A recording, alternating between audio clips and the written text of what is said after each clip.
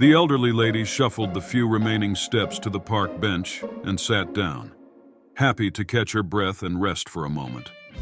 The autumn sunshine was warm, but the nip in the air made her glad of her warm coat. She placed her handbag neatly on her knee. "Good morning," said the silver-haired gentleman at the other end of the bench. "Beautiful day." Elsie smiled. "Yes, it is. Cold, but lovely." The man folded his newspaper and returned the smile. "I'm George." "Hello, George. I'm Elsie." She rearranged her scarf, her gnarled fingers struggling in the cold. They sat for a few moments quietly, looking over the city. "I've always loved this view." "Pardon?" "The view," George repeated. "I've been coming here since I was a boy. I used to watch the trains." Elsie looked to where George was pointing, down the hill towards the city. "I like the steam trains. Do you see?" he added. "Yes, I can see. No more steam trains now, though, I'm afraid." "It was different then." George nodded. "It was. I'd travel the country. My folks had no idea where I was half the time. It wasn't like it is today." He paused. "Do you have children?" "Yes, 2, and grandchildren now." "Then you're blessed. What are their names?" George turned to look at Elsie, noticing her careworn face, the long white plait that rested over her shoulder. "Timothy is the eldest. He has 2 little ones of his own now," Elsie said proudly.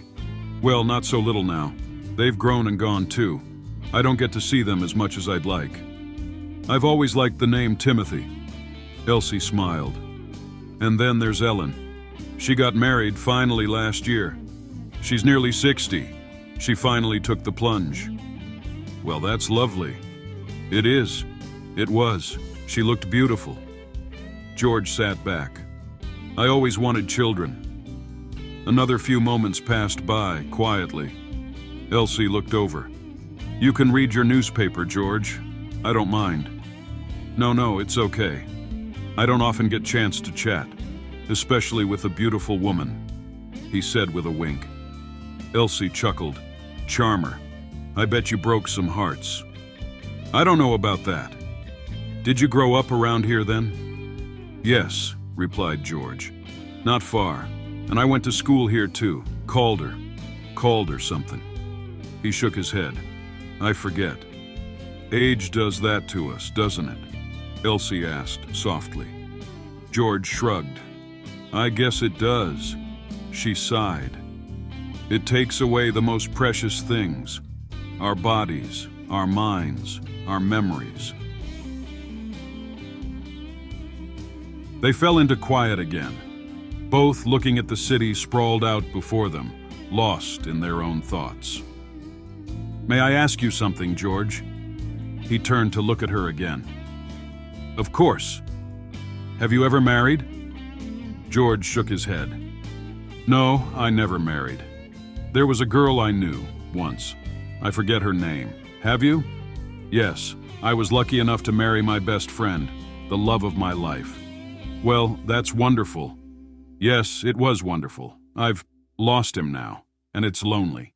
Terribly, terribly lonely." Elsie looked down at her lap. George reached over and took her hand tenderly. "I'm very sorry for your loss. How long ago?" "Around 5 years ago. Nothing has been the same since." Tears filled her once bright blue eyes. They were cloudy now. Age and sorrow had faded their beauty. George frowned. "That's such a shame. Do you have anyone close?" Elsie shook her head.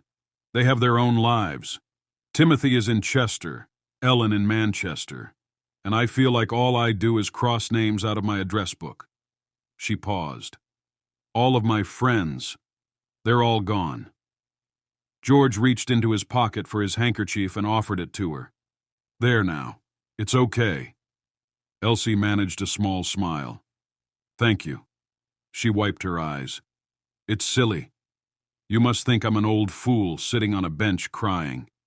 "Not at all." "Well, I feel like an old fool. I should be glad of what I have. I'm still here. My children are happy and healthy. You were right. I have been blessed." George looked puzzled. What? A minute ago you said I was blessed, for having my children. Oh, that's right. He shook his head. I'm more forgetful, the older I get. Elsie tried to pass the handkerchief back, but George refused. Keep it. I have plenty. Okay, I will. Thank you. She opened her handbag and tucked the handkerchief inside. She snapped it shut again. It's a funny old life, George, don't you think? He tilted his head, not understanding. In what way? I just can't believe I'm here, at the end of my life, and what do I really have to show for it? George didn't reply. I don't feel any different than I did 10 years ago, 20 years ago even. And now when I look in the mirror, an old woman looks back. She sighed. It all feels so pointless. George cleared his throat. I don't know how to help you with that one, I'm afraid, he said, a little uncomfortably. I know, George.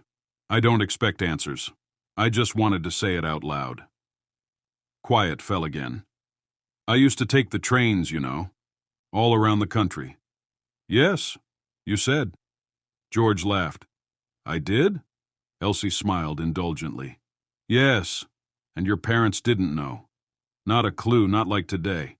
No, George, it isn't like today at all. George turned to look at her. Do you know, you seem really familiar? Have we met before? Elsie sighed. Yes, we have met. George frowned. And it's time we went home. This cold is getting right to my bones. George continued to frown. Come on. I've got a casserole in the oven, and then it's time for the racing. You like the racing? She stood stiffly, then held her hand out. She smiled, encouragingly. Come on, George. Home time. George stood, still frowning. Home? Yes, sweetheart. Home. And we can ring Tim later and see him on the screen. Remember? George nodded slightly and stood. Don't forget your paper. The elderly couple walked away from the park bench where they had sat every Sunday morning for the past 50 years, hand in hand, back to the house where they had raised their children. Empty now, thought Elsie, as she led her husband back through the park. Entirely empty.